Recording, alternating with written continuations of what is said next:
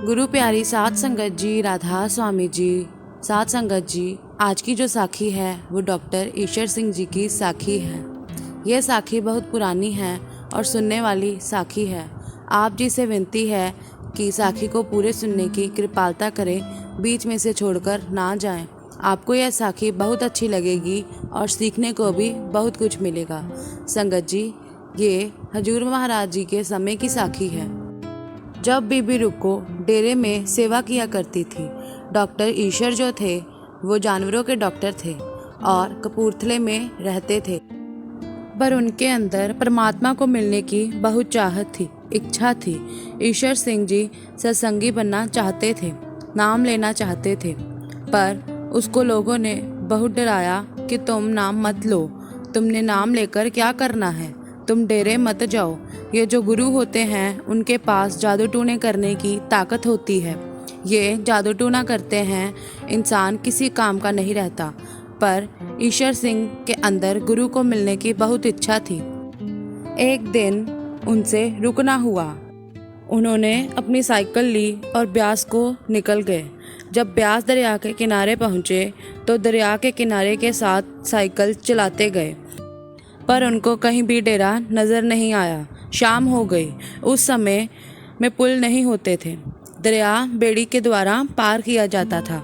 जब रात हुई तो उनको एक बेड़ी वाला नज़र आया। उन्होंने बेड़ी वाले से पूछा कि भाई, यहाँ पर एक डेरा है, वो कहाँ है? उस बेड़ी वाले ने कहा कि बाबूजी, वो तो दरिया के दूसरे पासे है। तो डॉक्टर ने कहा कि आप मुझे दरिया के दूसरे पासे छोड़ दें, मैंने आज गुरु से मिलकर ही जाना है, गुरु के दर्शन किए बिना नहीं जाना। बेड़ी वाले ने कहा कि बाबूजी, रात हो गई है, रात को जंगली जानवर घूमते हैं, आप क्यों रिस्क ले रहे हो? संगत जी, उस समय में डेरे के आसपास बहुत उजाड़ होती थी, बियाबान होती थी। अब तो मालिक ने बहुत कृपा की है, डेरा बहुत विकसित हो गया है, बड़ा हो गया है।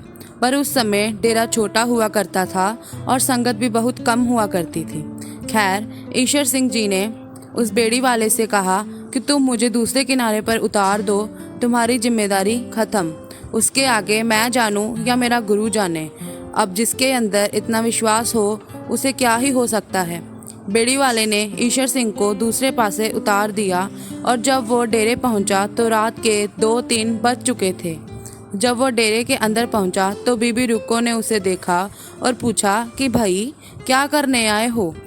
उसने कहा कि मैं हजूर महाराज जी से मिलने आया हूँ, दर्शन करने आया हूँ।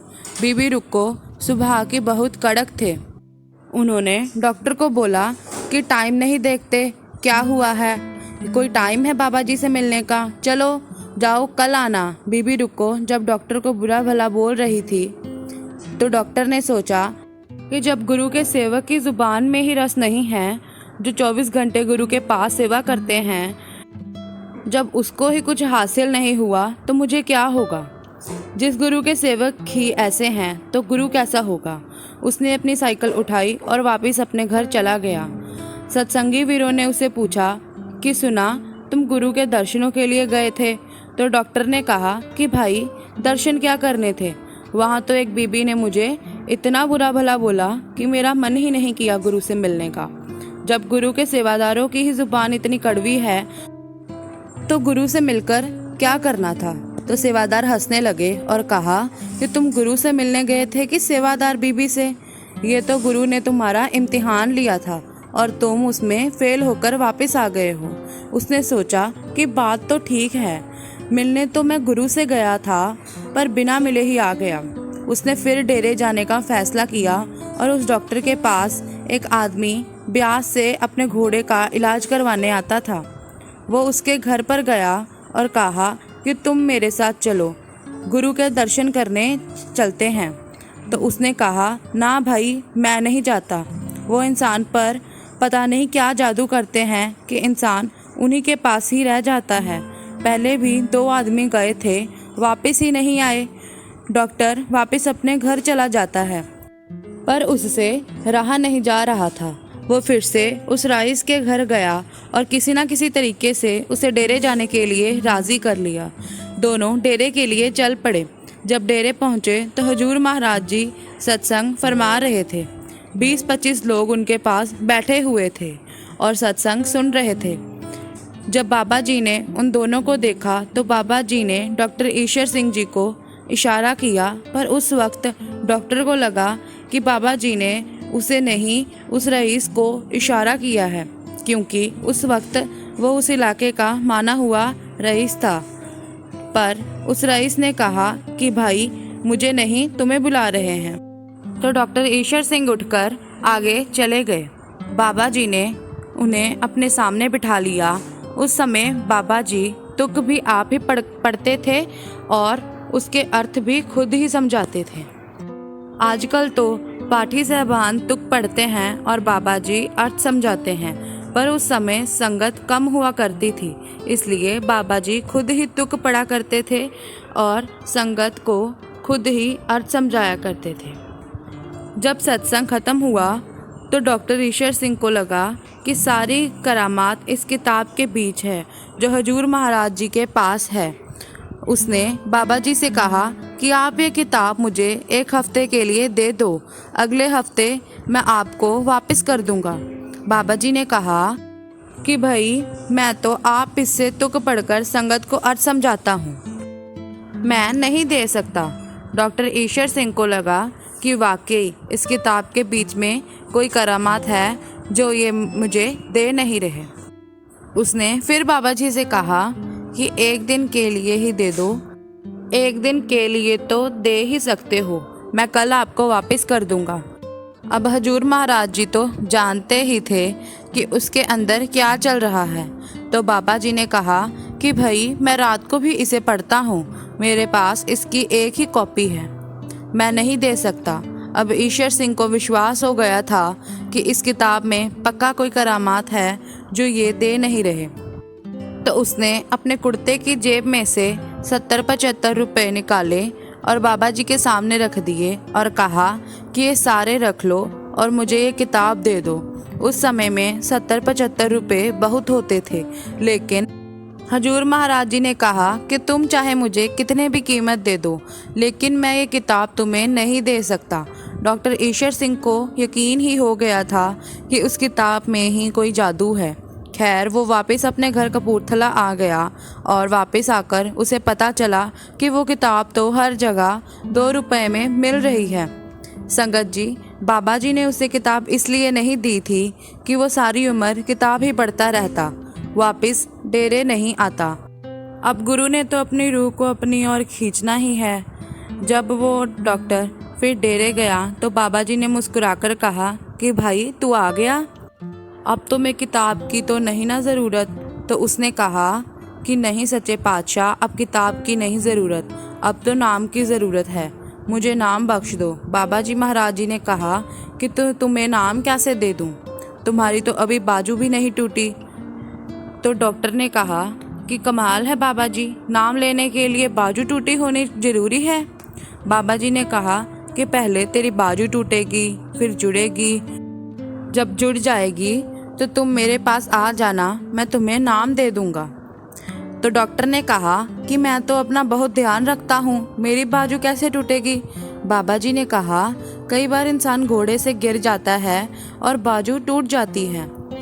अब डॉक्टर को पता था कि अगर बाबा जी ने ये बात कही है तो कोई राज ज़रूर होगा।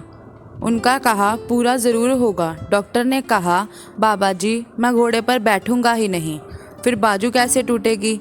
बाबा जी मुस्कुराए और चले गए। ईश्वर सिंह वापस अपने घर कपूरथला आ गया। जब घर वापस आया तो देखता है कि कपूरथले के महाराजा का एक सेवक घर आया खड़ा था।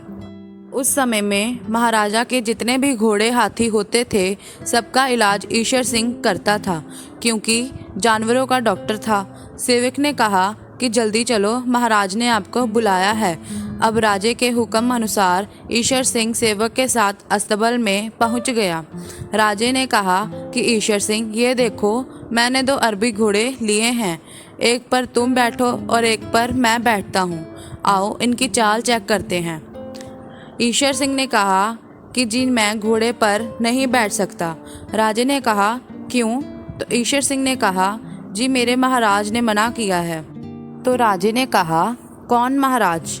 महाराज तो मैं हूँ, और कौन महाराज आ गया है?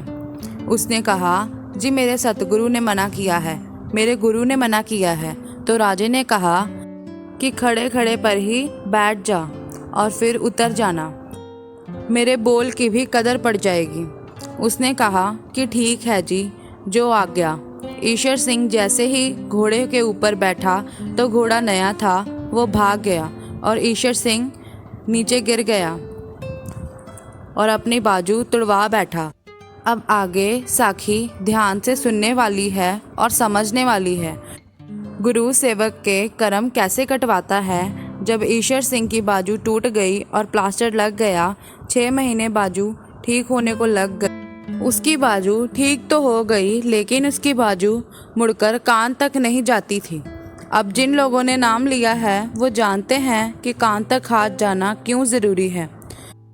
कुछ सत्संगियों ने उससे कहा कि तुम्हें नाम नहीं मिलेगा क्योंकि तुम्हारा हाथ कान तक नहीं जाता। ईश्वर सिंह का दिल टूट गया कि अब मुझे नाम नहीं मिल पाएगा। फिर निराश होकर बैठ गया। फिर उसे याद आया कि बाबा जी ने कहा था कि भाई जब तू ठीक हो जाएगा तो मैं तुम्हें नाम दूंगा। वो डेरे बाबा जी महाराज के पास पहुंच गया और नाम की बेनती करने लगा। महाराज जी ने कहा कि हाथ तुम्हारा कान तक जाता है? तो उसने कहा, नहीं सच्चे पातशाह, जो जोड़ है वो जाम है, कान तक नहीं पहुंच पाता। उसने कहा कि सच्चे पातशाह, आपने कहा था कि जब तुम ठीक हो जाओगे तो मैं तुम्हें नाम दूंगा, अब आप मुकर रहे हो। बाबा जी ने कहा कि मैंने कहा था कि जब तुम ठीक हो जाओगे, अभी तुम पूरी तरह से ठीक नहीं हुए हो, तुम्हारी बाजू पूरी तरह से ठीक नहीं हुई है। बाबा जी ने कहा कि जब घोड़े के पैर जाम हो जाते हैं तो तुम क्या करते हो? उसने कहा कि सच्चे पातशाह, तेजाब के बीच दवाई मिक्स करके उसके पैर के ऊपर लगानी पड़ती है। तो बाबा जी ने कहा कि वैसे ही करो। तो उसने कहा कि बाबा जी, वो तो बड़ा ही दर्दनाक प्रोसीजर है, अगर अपने ऊपर मैं करूँगा तो मर ही जाऊँगा। जब मैं घोड़े के ऊपर वो लगाता हूँ तो घोड़ा तो बहुत तड़फता है, मैं अपने ऊपर कैसे यूज़ कर सकता हूँ, मैं तो मर ही जाऊँगा। बाबा जी ने कहा कि तेजाब की रेशो कितनी डालते हो? तो उसने बताया कि इतनी डालता हूँ। तो बाबा जी ने कहा कि तेजाब की रेशो कम कर दो और अपनी बाजू पर लगाओ, जब दर्द ज़्यादा होगा तो देसी घी की मालिश कर लिया करो। खैर वो वैसा ही करता था। दर्द से उसे तकलीफ़ होती थी तो वह सह जाता था। कुछ देर बाद उसकी बाजू ठीक हो गई थी और फिर जब वो बाबा जी महाराज के पास गया तो उसे नामदान मिल गया। सो संगत जी, कई बार गुरु पहले ही सेवक को दुख देकर कर्म कटा देता है ताकि वो इस 84 के कीड़खाने में वापस ना आ सके। सो संगत जी, ये साखी थी डॉक्टर ईश्वर सिंह की। आपको यह साखी कैसी लगी हमें कमेंट में बताएं, लाइक भी ज़रूर कर दें और ऐसी और रूहानी साखियाँ सुनने के लिए हमारे चैनल बाबा जी साखियाँ को सब्सक्राइब करें और बेल आइकन को दबाएं ताकि हमारी साखी की सबसे पहले नोटिफिकेशन आप तक पहुँचे। राधा स्वामी जी।